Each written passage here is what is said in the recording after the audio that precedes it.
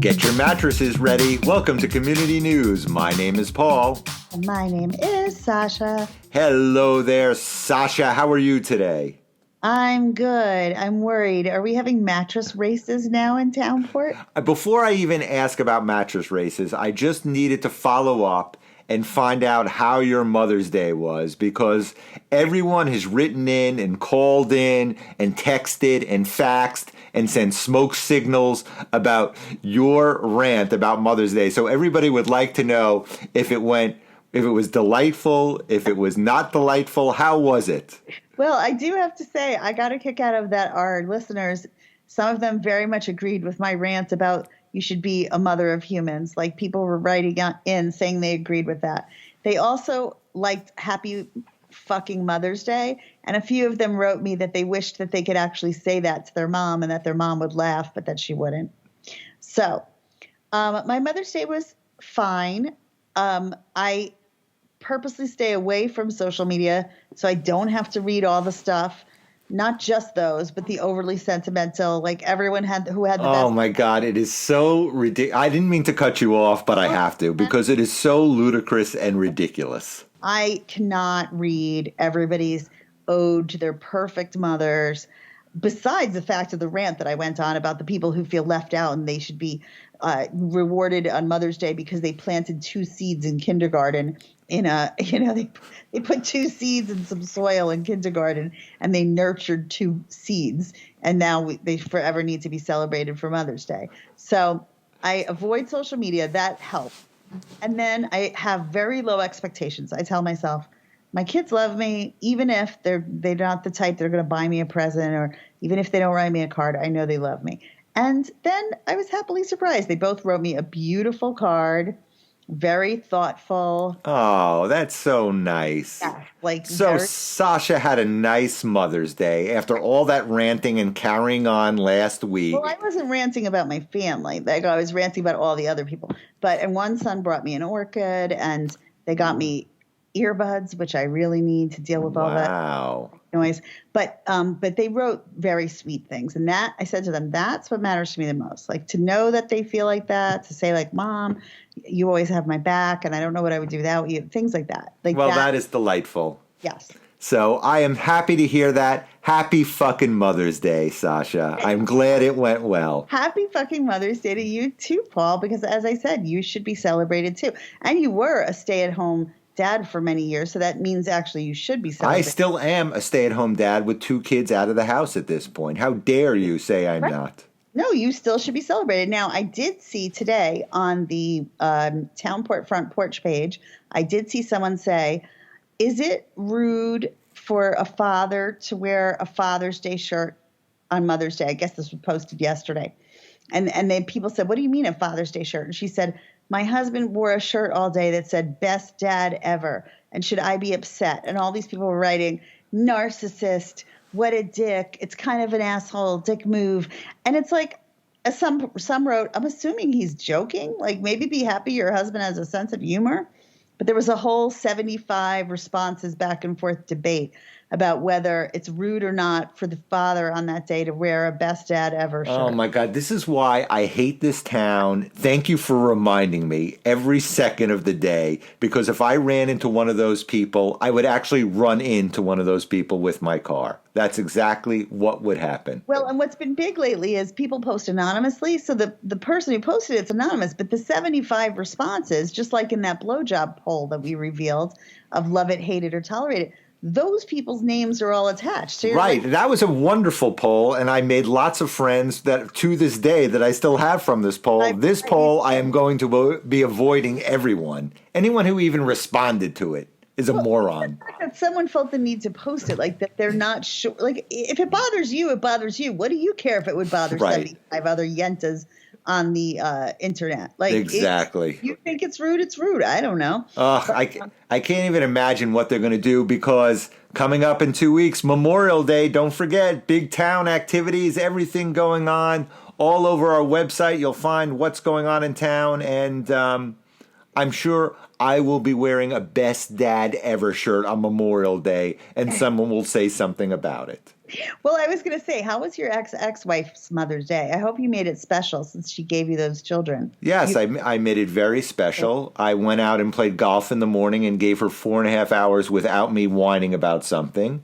And then we went and picked up our son at the airport and spent 2 hours in traffic driving to a restaurant. So it was a delightful, fun day. So nice that with 2 kids out of the house that she was able to have it with one of them. Because I will tell you, yesterday after our dinner, I got sad thinking, what's going to happen when both my kids are living on their own and it's just me and their dad? Like, that's going to be the saddest. So basically what you'll do is you look at our life and you project what might happen in the future because we're a little bit in front of you at that stage, and you see the dread and disaster on my ex-wife's face when these holidays come. No, I wasn't even thinking of you guys. I was just in the back of the car last night thinking of me selfishly, how I'm happy I'm with my kids, but like one's already in college and there's going to be years we're not going to all be together. And I was just thinking like we won't be together on my birthday for the second time.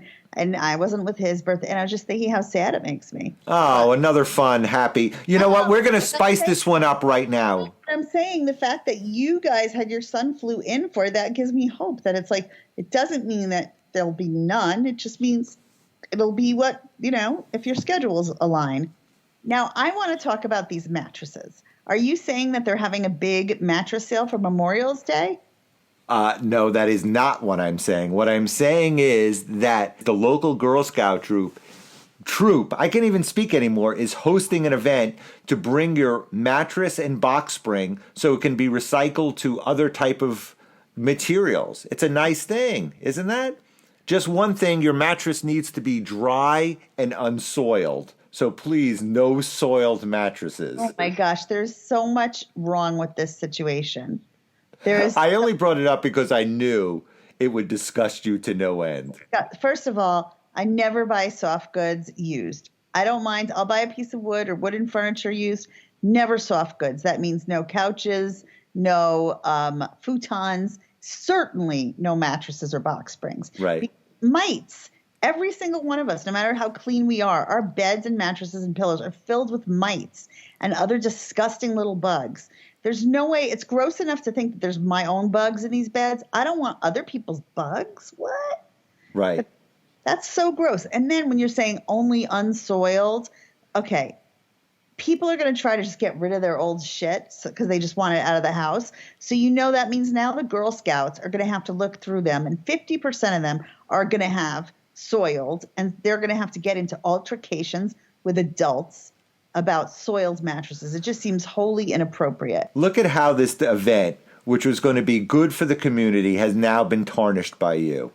I don't like how you're... And you know who else is having a conniption right now? Byron DeMola is having a conniption because his entire business is based on other people's crap being brought in and being sold. So now you've alienated one of our guests, the entire Girl Scout troop, and anyone who's going to bring their soiled mattress for recycling. Well, at least that's a trifecta right there. Byron DeMola, at least you can wash clothing and get whatever out. But like furniture, you cannot get the mites out. Little tip to anyone, don't buy soft goods used. It's not worth it. Get them brand new. But I feel sorry for the Girl Scouts. It's going to be them looking at these soiled, disgusting mattresses.